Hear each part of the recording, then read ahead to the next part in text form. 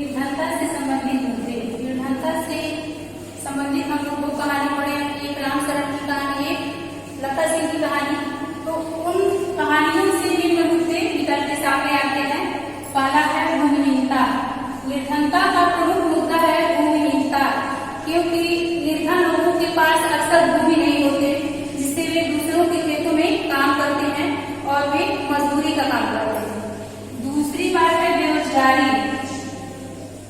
अक्सर जो निर्धन व्यक्ति हैं वो बेरोजगार भी हैं। बेरोजगार लोग भी कहा जाए तो निर्धन है। निर्धन जिनके पास काम धंधा नहीं है, जो काम करना तो चाहते हैं लेकिन उनके पास काम नहीं है, तो ऐसे लोग बेरोजगार कहलाते हैं और काम न मिलने की वजह से वे निर्धन है। तीसरा है परिवार का आकार। परिवार का आकार यदि छोटा है तो व्यक्ति की निर्धनता कम होगी, व्यक्ति निर्धन नहीं होगा। लेकिन यदि परिवार में सदस्यों की संख्या अधिक है और परिवार की आय कम है तो परिवार निर्धन परिवार की श्रेणी में आएगा। चौथा है निरक्षरता। निरक्षरता मतलब पढ़ने लिखने का सामान्य ज्ञान न होना ही निरक्षरता है। यानी अगर परिवार में पढ़े लिखे लोग हैं तो उस परिवार में निर्धनता नहीं होगी। यदि परिवार के सभी सदस्य अनपढ़ हैं तो वो परिवार निर्धन परिवार होगा। खराब स्वास्थ्य, कुपोषण। निर्धन परिवारों के सदस्यों में अक्सर कुपोषण के मरीज होते हैं लोग। यानी कि कुपोषण क्या है? जितनी मात्रा में पोषण की आवश्यकता होती है उतने मात्रा में पोषण व्यक्ति को नहीं मिल पाता, तो व्यक्ति कुपोषण का शिकार हो जाता है और बहुत सारी बीमारियों से उसका स्वास्थ्य क्षीण होने लगता है। चौथा है और इस वजह से कुपोषण और खराब स्वास्थ्य भी गरीबी का लिए मुद्दा है। छठा है बाल श्रम। गरीबों के बच्चे अक्सर पढ़ाई लिखाई की जगह पे श्रम करते हैं, यानी कि छोटे मोटे काम करते हैं पैसे के लिए। इस तरह से गरीबी में लोग बच्चों से श्रम करवाते हैं, जो कि पढ़ने लिखने का मौका देते हैं। सातवां है असहायता। जो भी निर्धन परिवार है उनकी सहायता करने के लिए लोग आगे नहीं बढ़ते हैं। जो धनी होते हैं उनके तो बहुत सारे मित्र होते हैं, लेकिन निर्धनों के मित्र कम होते हैं। निर्धनों का सहयोग करने वाले लोग कम होते हैं। इस तरह से गरीबी का एक मुद्दा असहायता भी है। कितने मुद्दे हैं निर्धनता के? भूमिहीनता, बेरोजगारी। भूमिहीनता मतलब जो भी गरीब होते हैं उनके पास भूमि अधिक नहीं होती।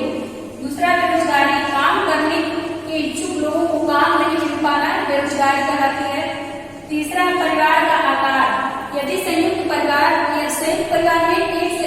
एक दो पीढ़ियों से अधिक पीढ़ी के लोग रहते हैं, एकाकी परिवार में दो पीढ़ी से कम लोग रहते हैं, तो यदि परिवार छोटा है तो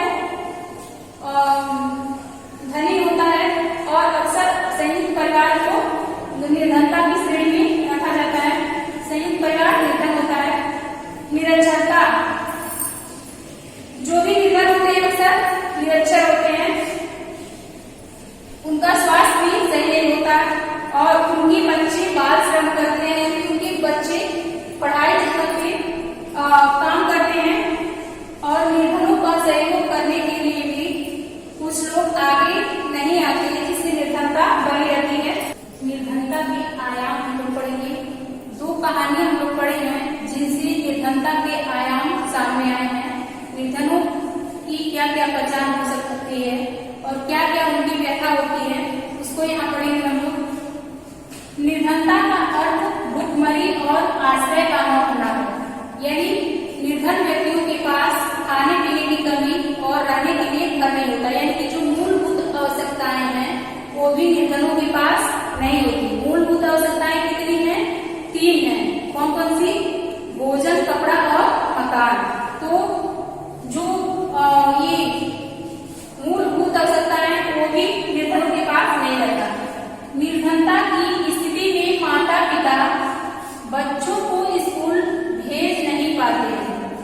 क्योंकि माता पिता की आय इतनी अधिक नहीं रहती कि खाने पीने के बंदोबस्त के बाद कुछ अतिरिक्त बचा सकें, इसलिए वे अपने बच्चों को स्कूल नहीं भेज पाते हैं। इस तरह निर्धनों के बच्चे शिक्षा से वंचित रह जाते हैं तथा बीमार आदमी का इलाज नहीं करवा पाते। जो निर्धन है, अगर उनके परिवार में कोई सदस्य बीमार हो जाए, गंभीर बीमारी हो, तो वे उसका इलाज नहीं करवा पाते हैं, क्योंकि गंभीर बीमारी में अधिक पैसे की आवश्यकता होती है। गंभीर बीमारी के इलाज में बहुत अधिक पैसे की जरूरत होती है। इसमें गरीब आदमी बीमार सदस्यों का, अपने परिवार के बीमार सदस्यों का इलाज नहीं करवा पाते हैं। निर्धनता का अर्थ स्वच्छ जल और सफाई सुविधाओं का अभाव भी है।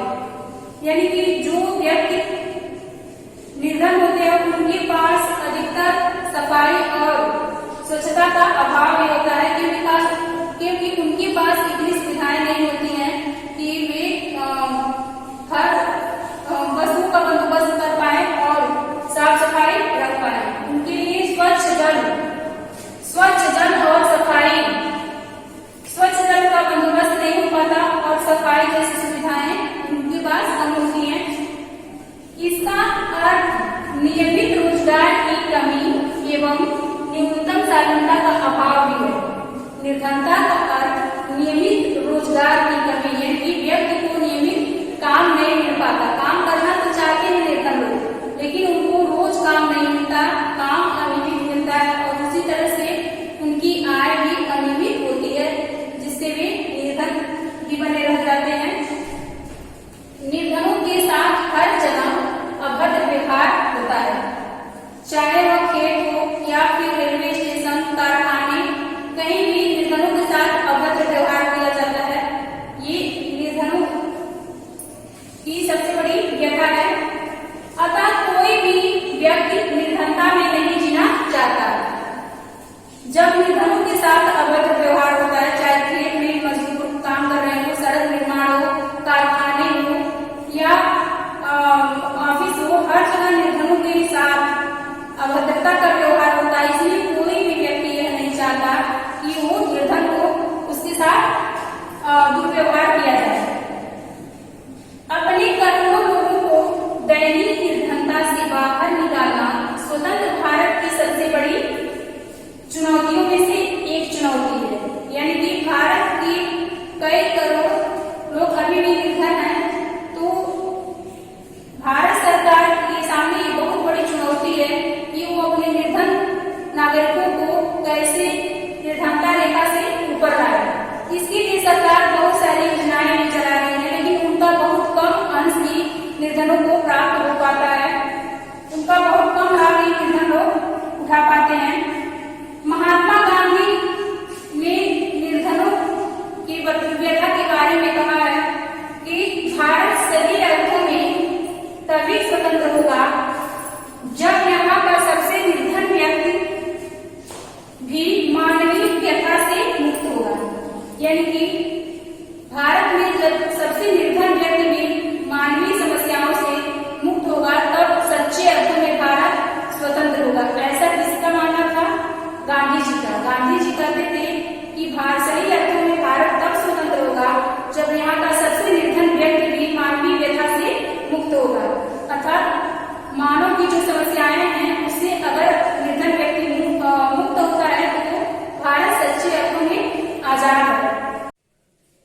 सामाजिक वैज्ञानिकों की दृष्टि में निर्धनता को सामाजिक वैज्ञानिक जो है इसके बहुत सारे सूचक बनाए हैं, जिसके आधार पर हम निर्धनता को समझ सकते हैं। निर्धनता के अनेक पहलू हैं, जिसे सामाजिक वैज्ञानिक अनेक सूचकों के माध्यम से देखते हैं। निर्धनता के बहुत सारे पहलुओं को हम देख चुके हैं, लेकिन सामाजिक वैज्ञानिक जो है इनको एक सूचक मानते हैं। प्रमुख सूचक वे हैं जो आय और उपभोग के स्तर से संबंधित हैं। निर्धनता के प्रमुख सूचक वे हैं जो व्यक्ति की आय और उपभोग के स्तर से संबंधित हैं। सामाजिक वैज्ञानिकों के अनुसार निर्धनता के प्रमुख सूचक निम्न हैं। कौन कौन से हैं? निरक्षरता स्तर, यानी कि परिवार में कितने स्तर की निरक्षरता का स्तर क्या है? कुपोषण के कारण रोग प्रतिरोधक क्षमता की कमी। ये दूसरा सूचक है कि जो निर्धन व्यक्ति है वो अपने परिवार के सदस्यों को उचित पोषण युक्त भोजन नहीं दे पाते हैं, जिससे व्यक्ति के अंदर, परिवार के सदस्यों के अंदर रोग प्रतिरोधक क्षमता की कमी हो जाती है। तीसरा सूचक है स्वास्थ्य सेवाओं की कमी। जो सामाजिक वैज्ञानिक निर्धनता का प्रमुख सूचक इंगित किए हैं, उसमें जो तीसरा सूचक है वो स्वास्थ्य सेवाओं की कमी, यानी कि निर्धन लोग बीमार हो जाते हैं तो उनको उचित स्वास्थ्य सुविधाएं नहीं दी जाती हैं। चौथा है क्योंकि उनके पास अधिक पैसे नहीं होते कि वे विषम परिस्थितियों में अधिक पैसे खर्च करके व्यक्ति का इलाज कर पाए। चौथा है रोजगार के अवसरों की कमी। जो निर्धन होते हैं उनके पास काम नहीं होते, उनको काम करने के इच्छुक तो होते हैं लेकिन उनके पास काम नहीं होता। ऐसे व्यक्ति क्या कहलाते हैं? बेरोजगार कहलाते हैं। यानी कि जो निर्धन है उनमें अक्सर रोजगार के अवसरों की कमी रहती है, यानी कि बेरोजगारी बनी रहती है। पांचवा है सुरक्षित पेयजल एवं स्वच्छता तक पहुंच की कमी। जो निर्धनता